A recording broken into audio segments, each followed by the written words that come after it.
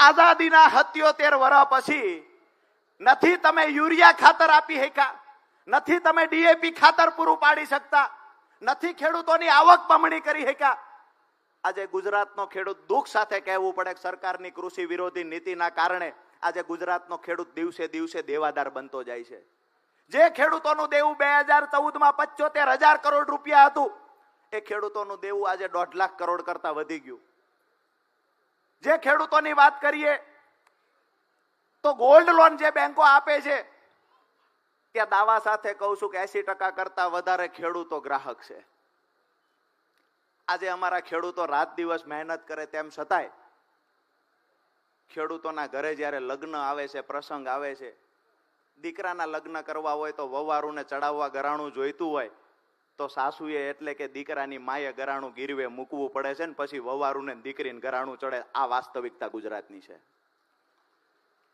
રાત દિવસ મહેનત કર્યા પછી પણ દેણામાંથી ખેડૂતો બહાર નીકળતા નથી. ફસલ લઈને જાય છે, પૂરતા ભાવ મળતા નથી. વાતો તો બણગા તો ખૂબ ફૂંકવામાં આવે છે, ટીવી મીડિયામાં આવીને મોટી મોટી વાતો કરવામાં આવે છે, પણ વાસ્તવિક ચિત્ર શું છે? વાસ્તવિક ચિત્ર એ છે કે તમે ખેડૂતના ઘરે જાઓ, ગામડાની અંદર જાઓ, ખેડૂતોના 25-25, 30-30 વર્ષથી પોતાના ઘરનો મોભારો બદલાવી નથી હે કે આ સ્થિતિ ખેડૂતની છે. દરેક ખેડૂતના હાથ બાર આજે બેંકમાં ગીરવે પડ્યા છે. કયા મોઢે સરકાર ખેડૂતોના હિતની વાત કરે છે? આજે ગુજરાતના ખેડૂતોનું જે ખરેખર આશાનું કિરણ હોય તો આમ આદમી પાર્ટી છે. ગુજરાતનો દરેક ખેડૂત, દરેક યુવાન, દરેક મહિલાઓ માટે જો કોઈ લડે એવું હોય, ગુજરાતના દરેક નાગરિકની જો અપેક્ષા હોય કે અમારી માટે કોઈ બોલશે, અમારી માટે કોઈ લડશે, અમારી સરકાર બનશે, તો એ માત્ર ને માત્ર આમ આદમી પાર્ટી છે.